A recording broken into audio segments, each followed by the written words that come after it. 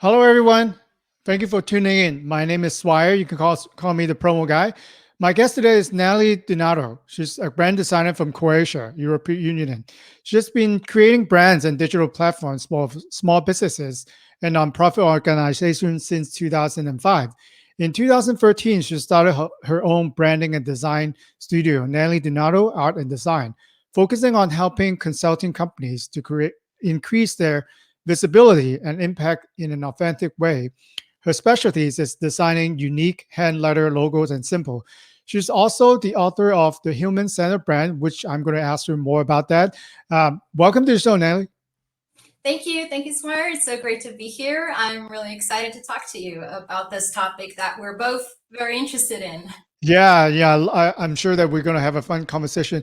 Would you mind to give us a quick bio and how did you get into becoming a designer? Yeah, well, I always loved art. I always loved technology since I was a kid. So I was hoping that I was going to do something related with technology. And when I was in high school, I started kind of teaching myself design. I was downloading demo versions of, Photoshop and Corel and program and Dreamweaver and programs like that. And I basically started making my own websites and designing wallpapers and all kind of free graphics and sharing them with people online. And I was doing that for a couple of years. And then kind of this website of mine got more and more popular, and I started getting basically invitations from people who wanted to ask me if we can work together for paid projects, or sometimes it was like a pro bono project. And I was starting considering, like, wow, this could be an interesting career. I did not consider it before, but essentially when I was 19, I got my first paid client. And then I was freelancing for a couple of years while I was still in school. And then I dropped out of university when I realized that I wanted to do design full time. And then I got a couple of full time jobs until 2013 when I started my own business. So basically, it was not planned, it was kind of organic, just trying things out and taking opportunities as they appeared. That's great. So first question I have for you actually is coming from your book, and I'm reading the first chapter, and you mentioned that a poor fit client costs you more than you think. It kind of resonates with me a lot. And just so happened, I'm reading another book by Seth Godin, and he also talked about if you disrupting other people's thought, then you are not making headways. What does that mean is if I'm normally, let's say, for example, paying $5 for a logo, if you tell them I'm charging them $5,000 logo, then obviously you're disrupting what they're used to. But obviously there are people who pay way more than $5,000 to do a logo. So can you elaborate more about that? And I really want to tell you that I love that statement. Thank you. Yeah, I think everyone who has been in business for a while has learned the truth of that statement, because there sometimes, we take on different clients. Some of those clients are great. We get along with them and they really understand our work. They understand the value of our work. And then there are other clients who either don't understand what is actually what we do, like what we are here to do for them. So they kind of have an idea of what they expect us to do, but it's not aligned to what we actually want to do. And so when you run into a client who is, so there are different types of problems that can arise. One, of course, some people may not be prepared to pay for the price that you ask, and maybe they want to haggle, they want a discount or something like that. So that, of course, will result in earning less. But there's also clients that tend to want to micromanage creatives. And so they're going to ask you for a lot of revisions, and they're going to ask you to, switch this back and forth, like change this. And it's going to end up in doing a lot more work. Like you're going to spend more hours doing something. And if you're charging a fixed price for a project, then your hourly rate kind of plummets as you're doing this more back and forth. And then I found a lot that some communication breakdowns happen. So, if you're communicating on the phone, on email, using private messages like all over the place, and then the client says one thing one day and another thing another day, and again you're doing the work and then they tell you, no, I didn't tell you to do that, I meant the other thing. And so this is just very frustrating. So you're earning less, you are, frustrated, so it's a waste of your emotional energy. You're kind of feeling all the time this discomfort, and you're not even proud of the work you did. And then what's worse, when you're working with someone who is not a great fit, they will not be happy either. So they will not recommend you to their friends and family. They will just be happy that the project is done and won't be invested in the relationship. And we know that as business owners, as small business owners, word of mouth is really important for us. When you have happy clients, that are delighted with the work that you did for them, they will recommend you to their colleagues, to their friends and family, and you're going to get more business that way. So that is very profitable to have. One good relationship leads to other great relationships.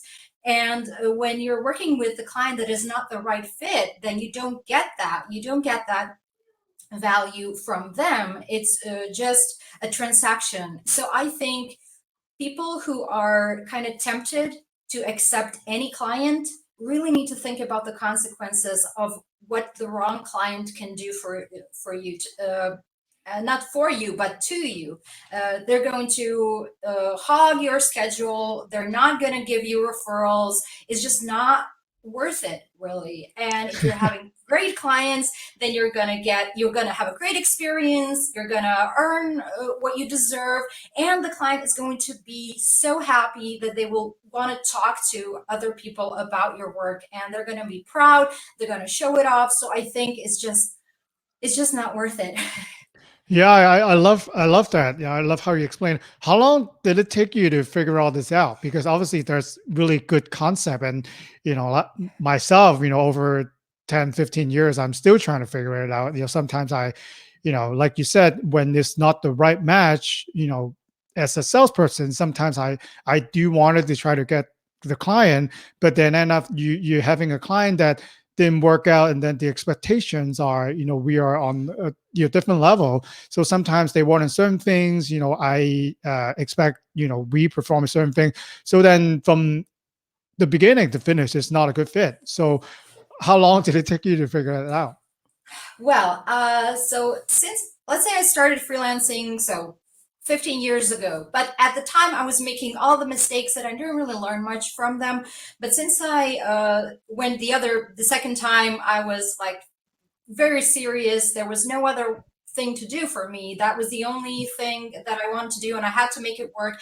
And I started writing down lessons for myself. Like after every project, if it went well or if it went bad, what did I learn from this experience? And this also was useful for me in blogging, because when I share these lessons with other people, that gives me a lot of content to share. But it's also useful for me. And I remember a particular experience, I think it was in 2016, when I had a client where almost everything went wrong. So I was so shocked that there was all the things that I described, basically all of it happened with one person.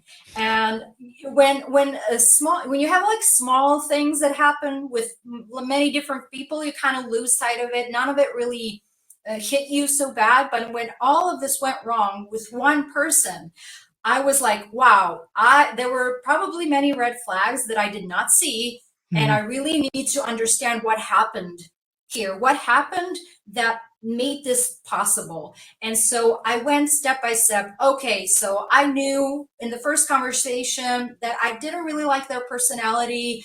I knew when they started writing me like super long emails that they're going to be a very difficult person to communicate with. And there were a couple of boundary issues that we had, and I just went over that when I should have said, like, you know what, I don't think this is working out. So after that, I really figured out, okay, so I need to pay attention to these signals, to these little signs that tell me, maybe this is not a good fit. And the only reason why I learned this lesson was because that experience was so painful that I had to look at it very carefully.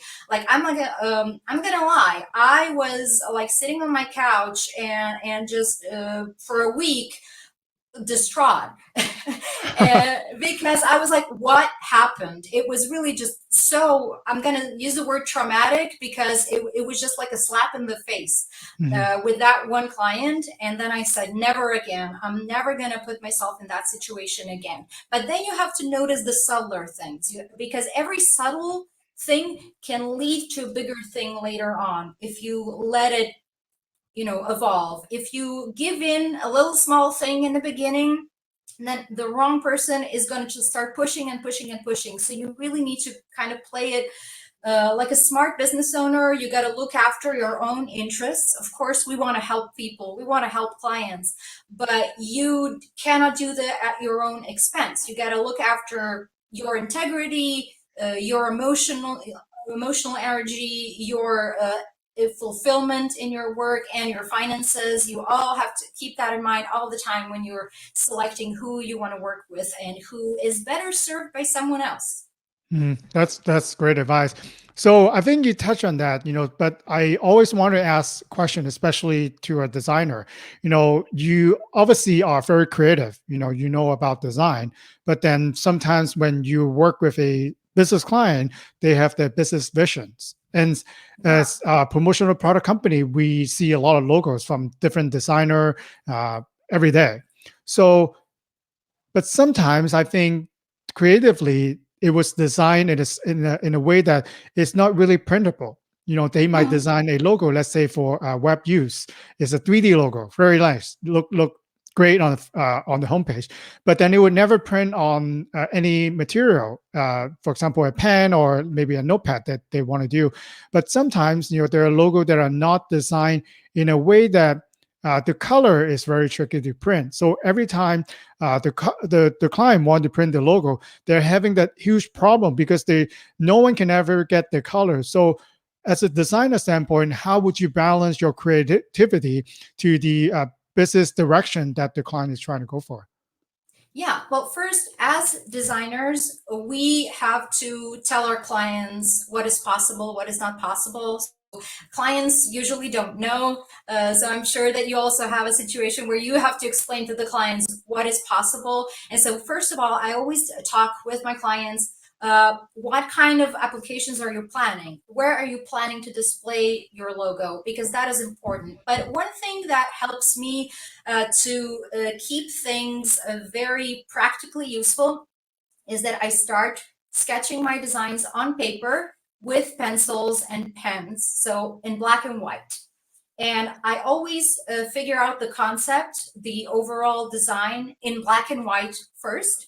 Hmm. And then when I'm satisfied with the concept, when I think it's a good workable concept, then I started adding on color and maybe in some later versions some more kind of creative effects, let's call them that way. But I always start with black and white and then move on to adding these other layers of decoration. And so the logo always works, even when you boil it down to one color or a few colors. So I would like to share a couple of examples because I Sure. think it's Yeah. really helpful to see this with. So I'm going to try to share my screen now. So, okay. So here, this is one example of a project that had really interesting applications. So we Hmm. can see in top left, there is the default icon, which has two colors. And I've seen it used in embroidery, so it does work in Hmm. these kind of prints. And these colors are they are not difficult to get in even in offset and digital print.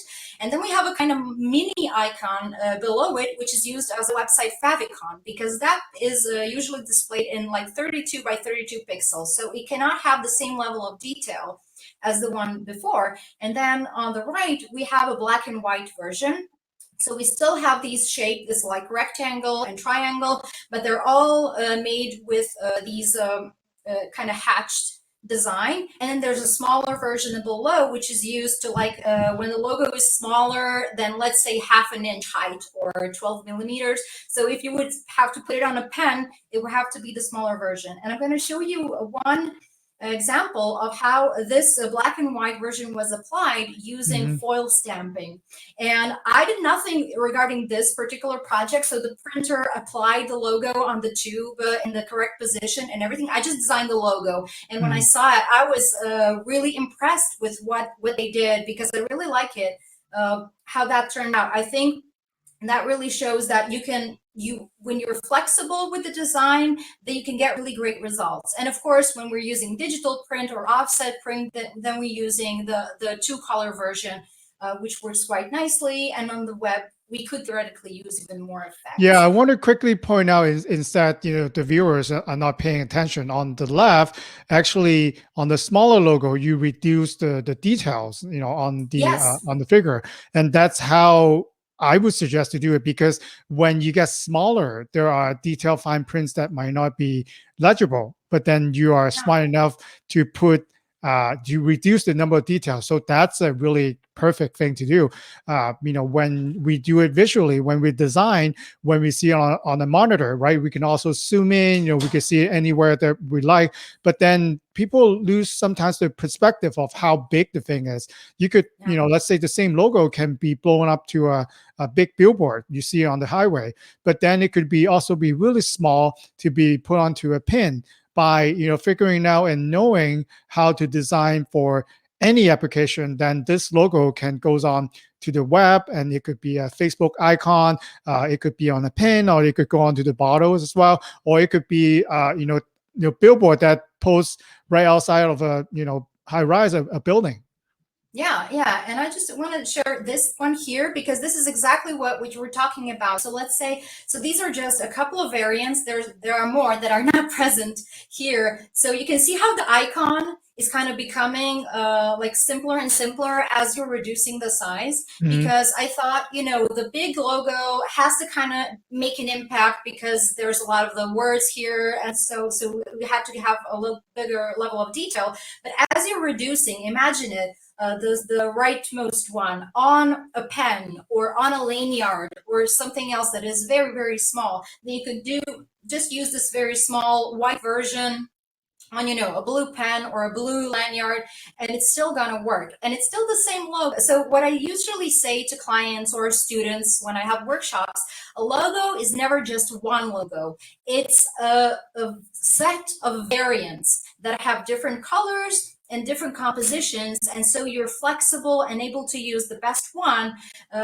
depending on the project. So this for me is a very creative challenge because you have to think about all those constraints and figure out, okay, so how do I make the logo recognizable so that it still looks like the same company? Mhm. But if you apply it in different scenarios, it will work in any case. So yeah, that's really I, what I I wanted love to that share. example, yeah, because again, so on the left, you have all the detail. You have the full name of the company, right? And then in the middle, you have to pay close attention. But a glance of eye, you see the symbol is the same, but then you already have reduced the details on it. And then on the one on the far right, it's a very simple version for a different use, but then you can still think that it's the same logo. But then obviously, if you look at it very closely, they're different, but they're the same. So I love that.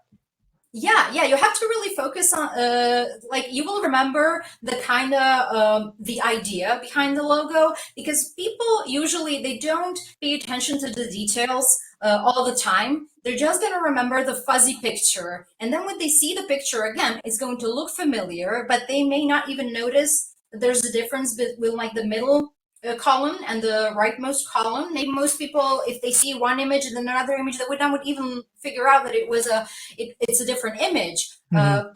But when we're looking at them now in comparison, we can see. So yeah, another example I just wanted to share because sometimes I like to add a bit of detail and texture that is usually only used in digital media. So here you can see on the top left, there's a bit of watercolor texture. And I did a couple of logos over the years that have like this textural feeling, but there is always a simpler version that can be reproduced in just one color. So the right one, the this burgundy color, it can be on white, it can be on beige, it can be like on this kind of vanilla, and we can do a reverse. So we are very flexible. And then if I want a kind of extra punch to make it kind of more artsy, then I can add this kind of a textural effect. But that is like that's the cherry on top. The logo works without it because sometimes we can push the boundaries of like I say, the rules of design of what a good logo must look like. Sometimes we can do things that are a bit of unusual, but we always have to have in mind that we have to be able to uh, also respect the rules when we don't have a choice, when we really have to pay attention so that all the details are clear and that there's no, will this color look like a, if we are not able I to think this is reproduce. an excellent example because I want everyone to think about that. When you sometimes read a newspaper or you read a magazine, maybe a bunch of companies are sponsoring an event. So you see, maybe 20 to 30 logos. Next time, pay attention to each logo. You see that there are logos that are appears way better than the others. It's just like what Nella is saying in the example. You can have a full color logo with more artsy, maybe on a website, maybe on digital offset print. But then sometimes when you go on, let's say, a newspaper or something that can only be printed black and white, you need to have a black and white logo. So a lot of times company will send their full color logo to a black and white print and then rely on the printer or whoever in charge of printing that item or newspaper. Then they interpret it wrong. So you have to tell them exactly and give them the logo that you want to print. You never want a printer or a promotional product supplier like us to interpret your logo. You got to send us the right file and then we'll print the right file. So then this is the exact way of how you can maintain the control of your branding. I Yeah, love that. absolutely. Yeah, I mean, I also design when I was in a nonprofit, we had events and then we would get sponsors, and I would always request sponsors to send out their logos. And I would just be so frustrated with the Right? logos that they send us because they were, first of all, you always get just one, and then some are super long and some are super tall, and some have like they look like illustrations more than logos, and you have to fit them in like a narrow strip at the bottom of the poster, and you can't even read the name when you're because it's just the composition is not suitable for that. So really, it's super important to be very flexible. Yeah, with creating different variants that can fit in wherever you need them to fit in. Yeah, that's how a branding guy will come in, right? So obviously, I'm sure that you do different sizes too, maybe vertically, horizontally. But Yeah. and you're right, sometimes you might be only fit on a banner that is really long and wide, but then your logo is like vertical, right? Really straight with all kinds of text on it. So that sometimes is where the confusion comes in. You only have one version of your logo, and then you have the full spelling of your company, and you have your website, your phone number, and then when you print it on a small imprint, it's not legible. And that's how miscommunication and people get angry. But you could have, avoided by spending the time knowing that, this is what my big logo looks like, my medium logo, my small logo, these my web logos. So you can actually have it in a folder. So when you send it to whoever that's going to be printing working on your logo, you tell them exactly which logo to use, what color to use, and how you want it to use. And if you put it on a black background,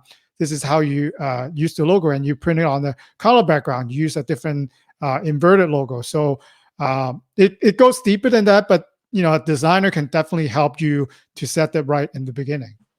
Yeah, and branding guidelines that you mentioned, that is super important. And sometimes people forget that they have branding guidelines. So something that is most frustrating to me as a brand identity designer is that I package the logos in folders, I name them, all the things, and then I send them the PDF with like all the descriptions, what logo has to be used when, on which background, and the clients just forget that they have it. Or And sometimes they can't yeah, open it. They think that it's not important. But I think with technology, all we have to do is maybe save it on, let's say, a Google Drive or like a Dropbox. So just send the link to the printer or to whoever needs to work on your absolutely. logo. And then your guide is on there for those of us who know how to read that. Then I will go right away if there's a branding guide to read that first before even Absolutely. picking the logo. So even if we can't open the logo, and I'm sure that there are specific program that you might need to use, do you save all the format of the logo Yeah. from the designer?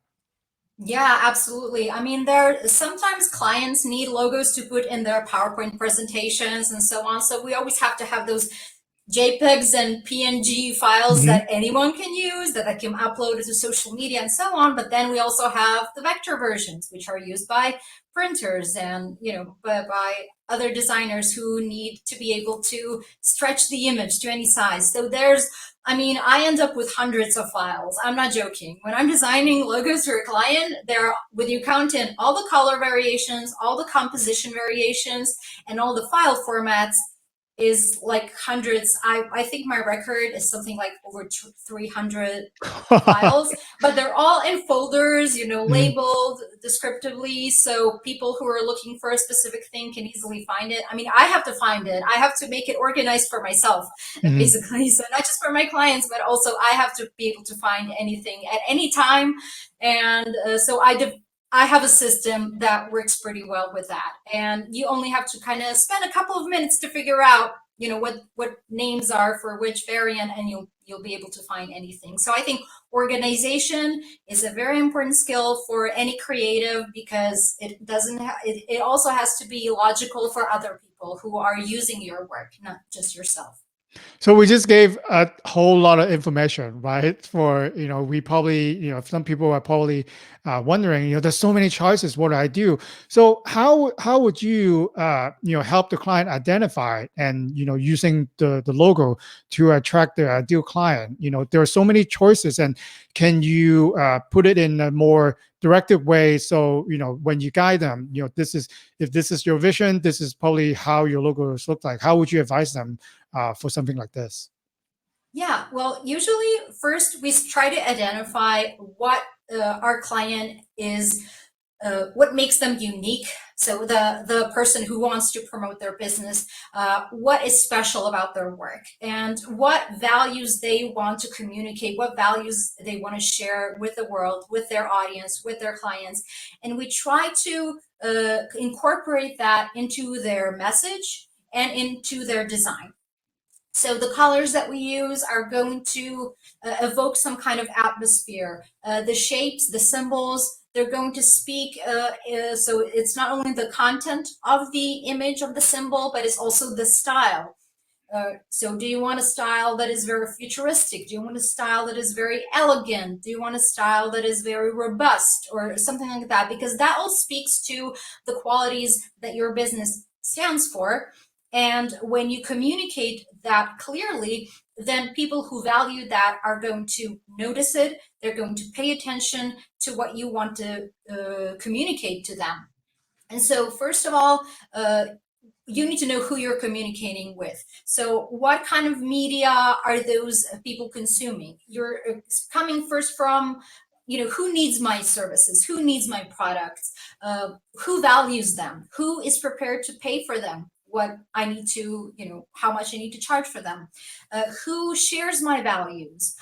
Who appreciates the unique approach that I bring into this work? Because people have different tastes, people have different preferences, different expectations, as we've discussed before. So you need to be clear about what your point of view is and what your unique approach is, so that people who appreciate that will notice it and say, yeah, that's the thing for me.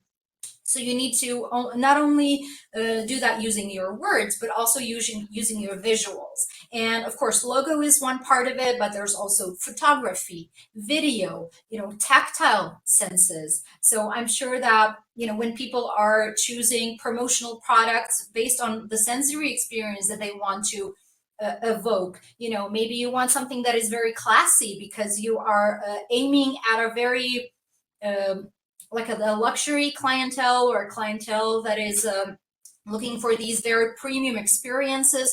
Then maybe you will choose something that is, leather and gold, or something, more of that luxe side of things.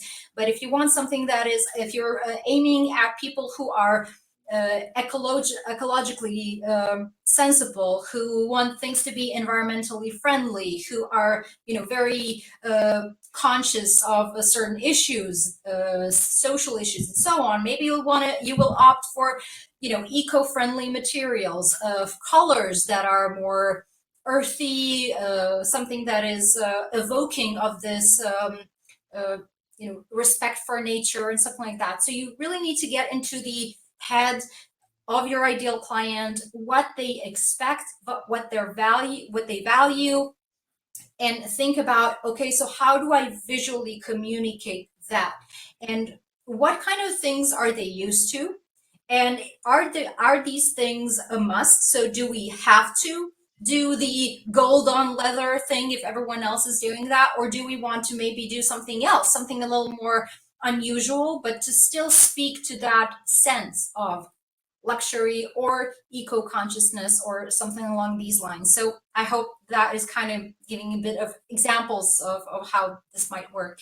Yeah, we're totally on the same page, because think about that in a more directive way. Let's say you say our value is luxuries. So, the presentation, the visual that you have, it gotta be within those lines when I say the words luxury. Or if I'm just a street vendor selling foods on the street, I could go by with just a sign with my name, that's it.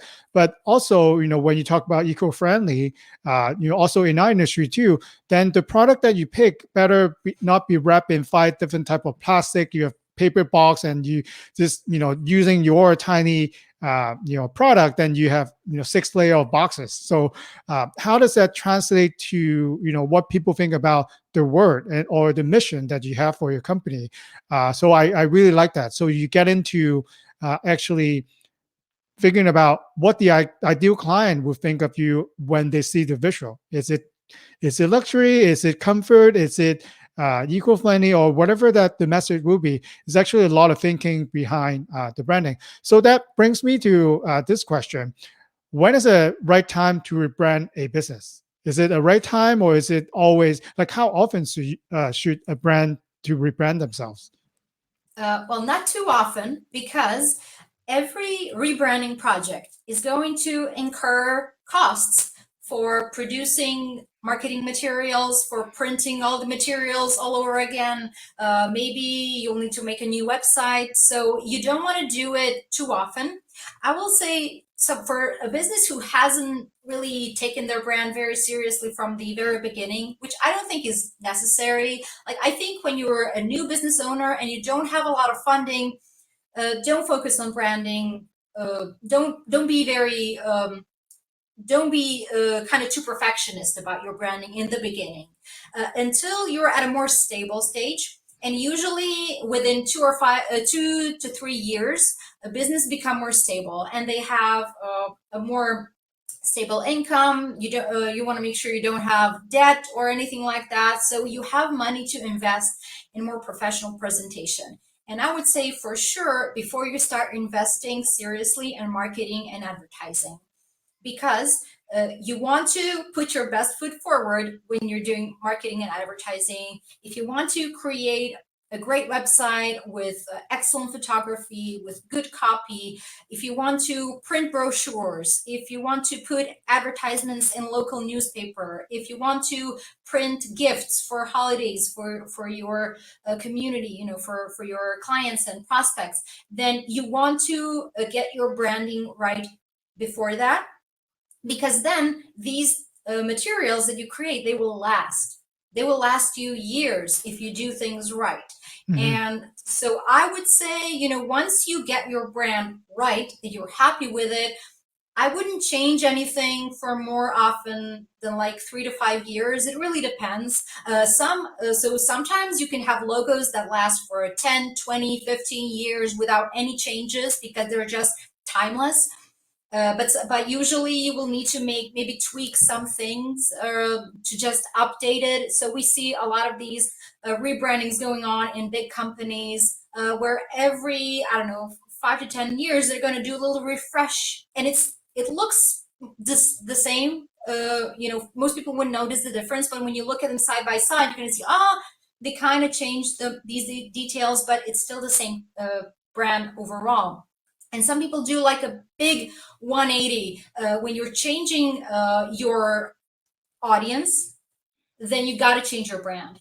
If you're changing your business model, you're probably going to change your brand too. So whenever you're changing something big about your business and you want to go all in to market to new customers or to invest in, like, you want to print a bunch of graphics that you're going to put up at a trade show or something, your brand has to be ready before that, because then you can save all those materials and take them to the next trade show and not change anything about them. But if your brand is not good before you print a bunch of business card, a bunch of brochures, and all that stuff, then once you change your brand, you got to print all of that all over again, and that costs a lot. So I think you really have to kind of plan your thing, plan ahead for the next 6 months or the next year, what you need, what events. Okay, so now we don't have physical events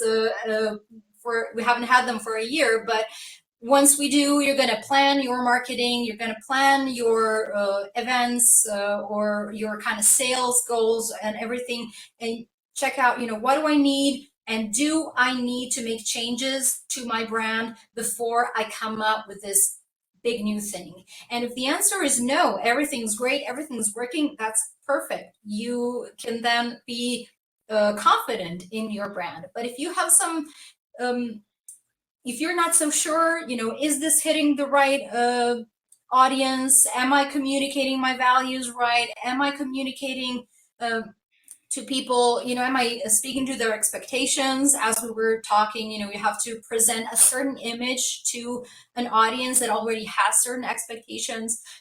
That's what you need to work on before you spend money on other things. Yeah. Yeah, I think branding should be part of your marketing plan too. For example, what Nella is saying. For example, now we have the needs for a Zoom background.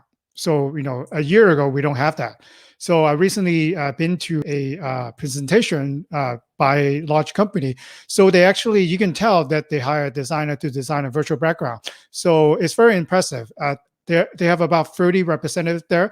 They all have the same virtual background along with the title, and it's spaced out nicely. So they present very, corporate like, so these are things that doesn't exist a year ago. So what I think I would suggest is as you move along and as you grow your business, so maybe there are other needs for your logo now, like trade shows, or maybe you're advertising on magazines, and maybe you're going on TV, right?